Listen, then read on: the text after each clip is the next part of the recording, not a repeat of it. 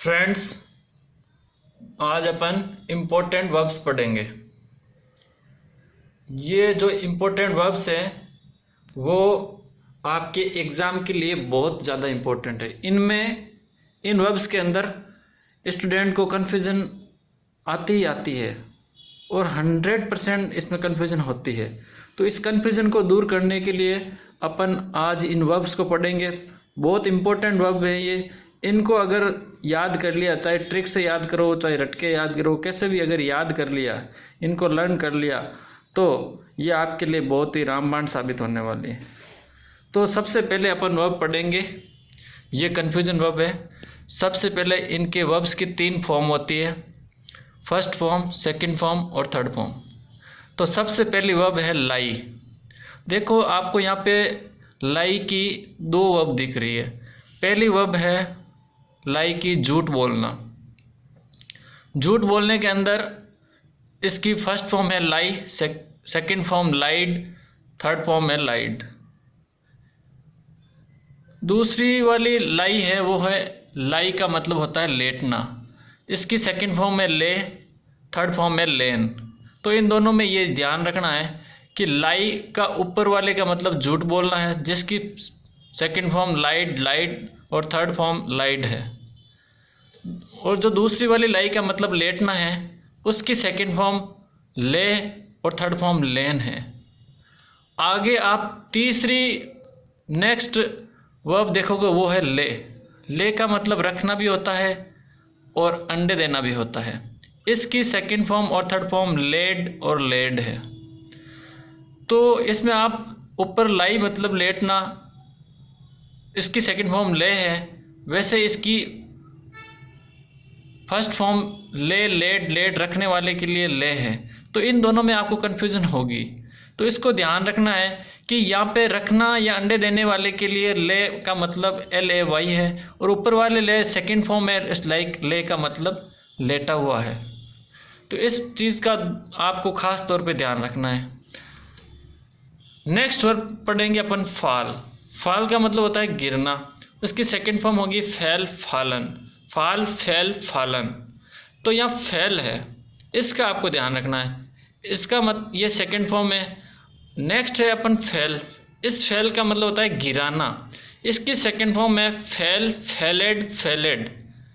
ठीक है। तो ऊपर वाले फाल का मतलब गिरना है और इसकी सेकंड फॉर्म फैल है। और यहाँ पे इसकी फर्स्ट फॉर्म फैल का मतलब गिराना है, इसकी फर्स्ट फॉर्म फैल है। तो इन दोनों को आपको ध्यान रखना है। नेक्स्ट वर्ब पढ़ेंगे अपन सी, सा, सीन। सी का मतलब देखना होता है। ये आपको नॉर्मल वर्ब पता होगी, सी, सा, सीन वाली। लेकिन इसके नीचे एक कन्फ्यूजन वाली वर्ब है सा। इस सा का मतलब होता है किसी चीज़ को आरे से काटना। सा, सॉड, सॉड, या सा, सॉड, सॉन। सॉड भी सही है और सॉन भी सही है, 2 फॉर्म होती है। यहाँ सो और सौ, सी, सौ। इसकी सौ जो फॉर्म है उसका मतलब देखना, इसकी सेकंड फॉर्म है। लेकिन यह आरे से काटना की फर्स्ट फॉर्म सौ है।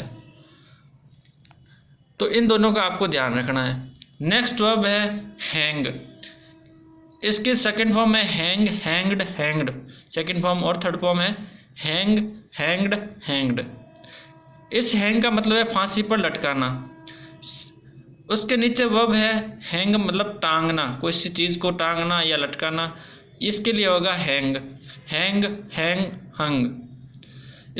इसमें हैंग ऊपर वाले अगर इसकी second form third form hanged, hanged है तो इसका मतलब होगा फांसी पर लटकाना। और अगर सेकंड फॉर्म और थर्ड फॉर्म हंग, हंग है, हैंग, हंग, हंग, तो इसका मतलब होगा टांगना। तो इन दोनों को आपको ध्यान रखना है। नेक्स्ट वर्ब पढ़ेंगे अपन। देखिए आप, राइज, रोज, राइजन। यहाँ राइज का मतलब है उगना या उठना। तो यहाँ पे रेज, सेकंड, इसकी first form rise, second form rose और थर्ड फॉर्म है राइजन। इस राइज का मतलब उठना, जिसे अपन राइज अप होता है ना, वो उगने के लिए, सूर्य के लिए, और उठने के लिए राइज वही है। और रेज, रेज का मतलब होता है उठाना, किसी चीज़ को उठाना, उसके लिए रेज होता है। तो रेज को या कोई मुद्दा उठाना है उसके लिए भी रेज होगा। तो रेज, रेज्ड, रेज्ड। तो इन दोनों का ध्यान रखना है। राइज का मतलब उठना या उगना होता है और रेज का मतलब उठाना होता है। उसके बाद नेक्स्ट वर्ब है वाइंड, विंड। विंड का मतलब होता है, वाइंड का मतलब होता है चाबी भरना। चाबी भरने का मतलब होता है जो अपन चाबी भरते हैं ना घड़ी के अंदर या किस खिलौनों के अंदर चाबी भरते हैं, वही विंड, वाउंड, वाउंड।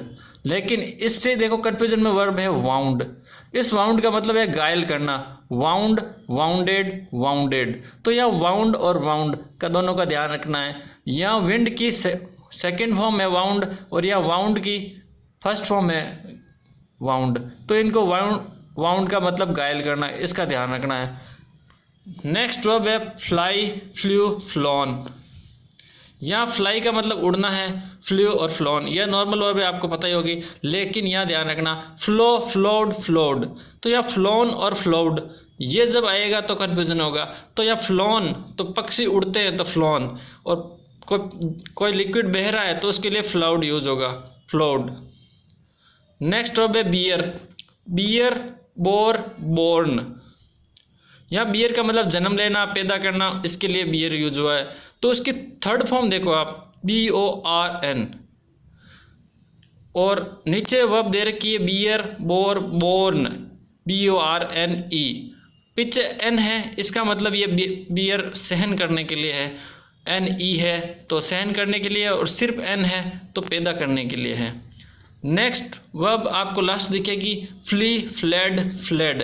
यहाँ फ्ली का मतलब भागना होता है, तो इसको आपको ध्यान रखना है। तो ये बहुत इंपॉर्टेंट वर्ब्स है, इनका आपको पूरा ध्यान रखना है।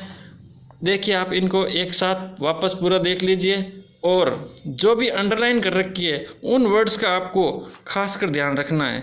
इसमें कंफ्यूजन होती रहती है और ये एरर के अंदर भी क्वेश्चन आता रहता है, और सेंटेंस के अंदर जब पैसिव वॉइस बनाते हैं, नरेशन बनाते हैं, तो भी इसके अंदर ये बहुत ही इंपॉर्टेंट काम आती है। ये वर्ब्स, इनको आप लर्न कर लीजिए।